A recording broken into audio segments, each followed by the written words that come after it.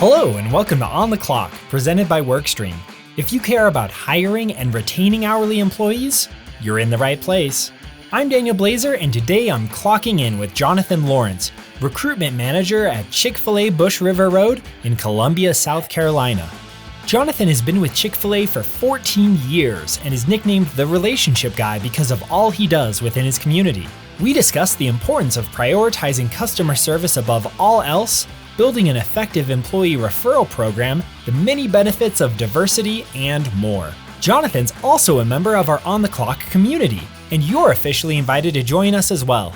Check out the show notes for a link to learn more and sign up. What about Chick-fil-A led you to stay there for, I think you said almost 14 years? For me, it's the people that I work with. Don't get me wrong, I love our product. I genuinely love serving our guests. That's been a great part of what I do for as long as I've been with Chick-fil-A. But the people that I work alongside are really, to me, the heart of the organization. And they're the heart of why I want to continue to work with Chick-fil-A. Working with everybody to, we do have a lot of high schoolers. We have, adult professionals, people who are building careers with Chick-fil-A, and, working with people in all different walks of life and seeing, hey, these are my goals. This is what I want to accomplish. And then helping them do that once they've done it, celebrating with them, and, letting Chick-fil-A be a part of that. It's an amazing thing. For the record, I'm a big fan of Chick-fil-A from the consumer perspective. And also with 3 little kids, like those playgrounds are just absolute gold for us. So big fan over here too. When you talk about how your role is a little bit unique, what makes it unique? I think for me, every day is going to be different. So there are some days when I come in and 70% of my workload is going to be in catering sales. Or 2 days down the road, I'm doing job fairs and I'm gone outside the restaurant all day. I don't have one job necessarily. But the cool thing about what I do is being able to build those relationships that kind of triangulate the different components of my responsibilities. So like if I build a relationship with a school, I'm finding, applicants there, building a relationship with the administration that can also turn into catering sales as well. So being able to try to find those relationships where I hit the sweet spot where, hey, we've got a new hiring channel. We've also got some catering revenue. Plus, when we're ready to do the community outreach part of things, we've got a channel to give back to our community as well. Yeah, that makes sense. When you initially kind of mentioned, you're doing some of this community outreach and recruiting, but you're also doing the catering. I guess at first, when you first think about it, they seem a little bit disconnected. But like you said, you're ending up. Catering's all about those relationships too, and so that it makes sense that those would fit together and they'd kind of like build off of one another. For someone listening to this, and maybe it's like another initiative where they're like, we need to be doing better at community outreach, building some of these relationships, getting involved. But like, I feel like that's probably something that oftentimes gets put on the back burner or deprioritized in favor of, keeping the store running and kind of the, day-to-day stuff. What recommendations or what's your perspective on the importance of prioritizing the community relationships and some of these events that you've mentioned? Well, yeah, that's a great question. One thing that I think back to, the operator that I worked for about 12 years. He was a older gentleman, very set in his ways, lots of great stories there. But from time to time, he would just remind me and say, hey, remember, the guest on the other side of that counter is paying your paycheck. So you need to treat them like they are. And he taught me early on at Chick-fil-A that relationships over transactions were so much more important. And with Chick-fil-A's model and, who we are and how we do what we do, yes, we want to be the best quick service restaurant in the nation. Yeah, no question about that. But, we want to do that through building relationships. And we want people to not just think, oh, wow, that's a successful business. We want people to think, oh, man, I love going there. I love the service that I receive. And so whether that's inside the store, in our drive-through, whether we're doing catering, community outreach, really taking time to understand the guests that we're serving. And like, if you start there, everything else gets easier. And I think where society is now, like, people are really good at reading whether or not you're genuine. And they can tell, okay, well, you're after a sale, or you're upselling this item, or you're being pushy about this, or, you really want to provide great service. That's our target. That's our heart. And people see that. So we initially kind of connected because you're involved with the On the Clock community that's kind of sponsored by Workstream, and one of the things that you weighed in on is everyone in the community was kind of sharing successes that they've experienced recently this year. Can you talk a little bit about some of the successes that you personally have seen in the hiring and retention realm of things? Yeah. So because this role was new to me last November, I kind of said, okay, well, I want to learn everything that I can do, everything I can learn. I want to, attempt everything that I can possibly attempt. If there's job fair, I'm there. Any kind of recruitment opportunity, I'll do it. Somebody sends any kind of invitation, yes, I'll go.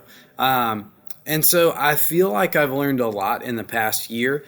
My operator told me, she said, with hiring, we're in the restaurant industry. It has the highest turnover of pretty much any industry, so don't take your foot off the gas. And I think any time since I've been at Chick-fil-A where we've relaxed a little bit and said, hey, we got the staff we need, we're good. We sit back. That's the gateway to trouble. And so I think just being persistent and constantly hiring, constantly looking for that next talent, whether or not we really need it at the time, building those relationships, that's been key to our success. I think a lot of the in-person recruitment events that we've done have opened up those new channels to continuing relationships with schools and universities and things like that. Another thing that I've really been pushing the last couple of months is using the team that we have and saying, hey, don't you have a friend that you'd want to work here? Once I studied our actual, team members that we have on payroll and looking, well, okay, how did you come to Chick-fil-A? How did you join our unit? So many of them joined through referrals. And somebody that they knew said, hey, you should work for Chick-fil-A. So really banking on that. Diving deep into, okay, well, let's tell some of these team members' stories and represent the organization. And that's drawing more talent because we're creating an environment that people want to work at. So we're building the reputation from the inside out, if that makes sense. Do you have like a kind of an official referral program? Is it a little bit more informal right now? How does that work? We do. And I'm trying to get more traction with that referral program. We do, there's two stages of it where team members they can get $150 for a hire, that they referred. And then after, if they stay through their, probationary training period, they get another $150. Again, I'd love to see those numbers boosted big time, but right now I'm just trying to build awareness for the program so that our team members know. So when they've got somebody that they feel like would be a good candidate, they can push that button and say, hey, you get a bonus, or I get a bonus, and you get a job. So you mentioned quick service restaurant industry, very high turnover rate.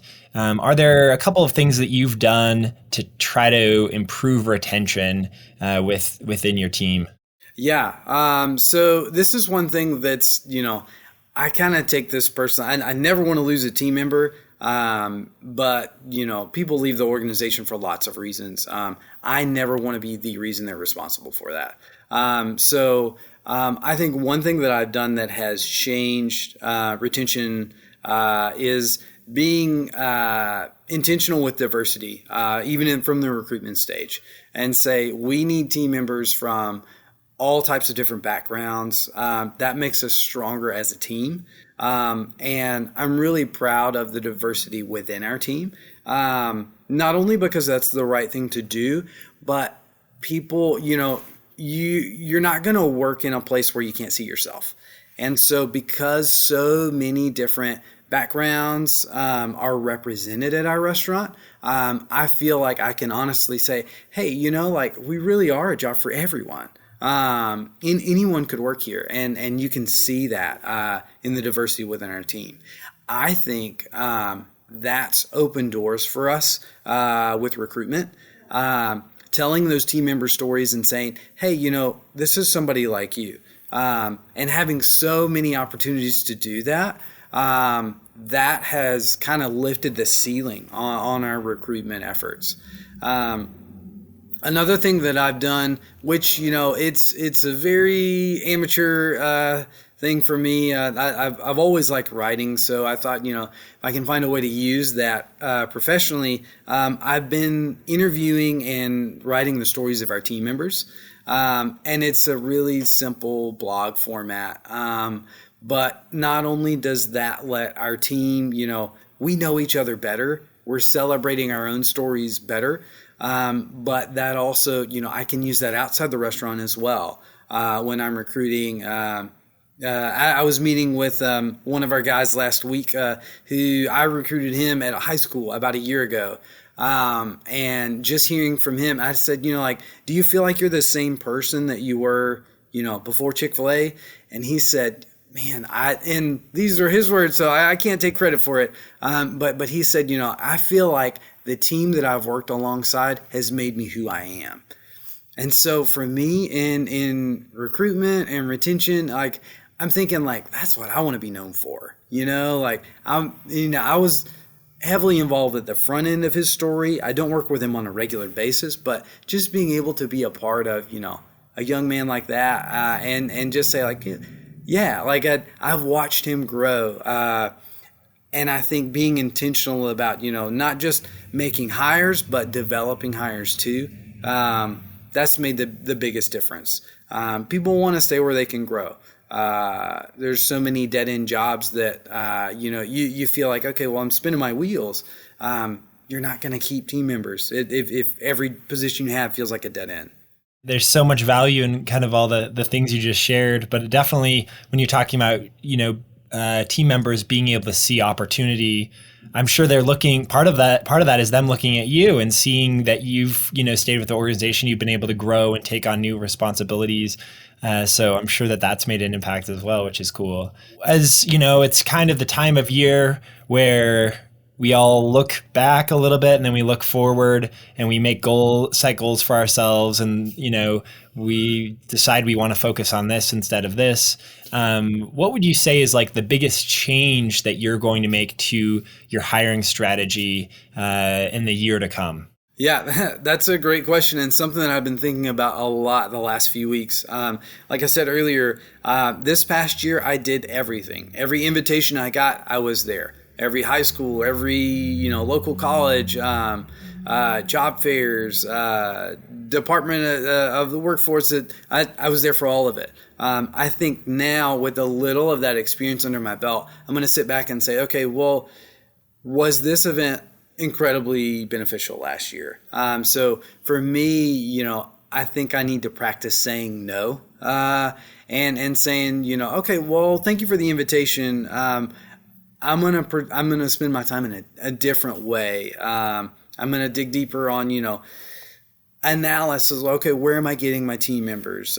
Where are the deepest talent pools? And really focus in on those rather than just doing everything with everybody. If that makes sense. It seems like you've approached it the right way, right? Because now you have had those experiences and you can actually draw from your actual perspective on, whatever different initiative or effort it is.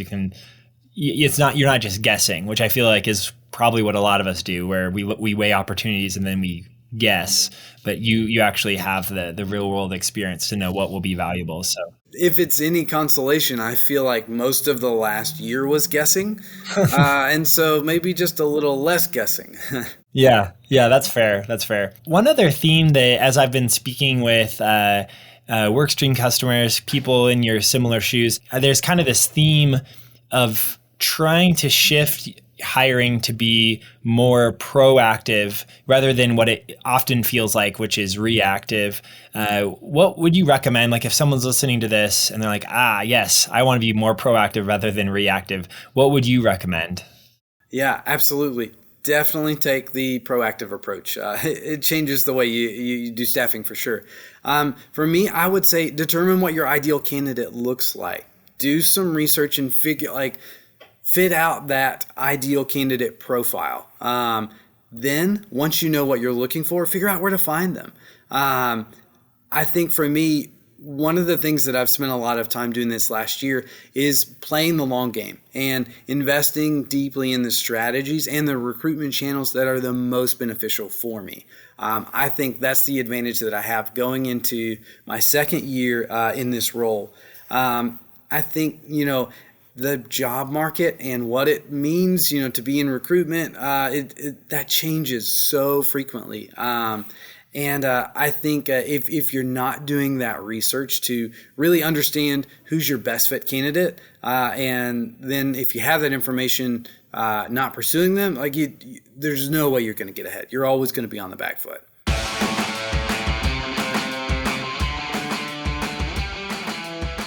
Thank you for listening to On the Clock. For more info, visit workstream.us/podcast. I've also included a link in the show notes to connect with Jonathan and browse the blog he's using to showcase his awesome team. Until next time, we're clocking out.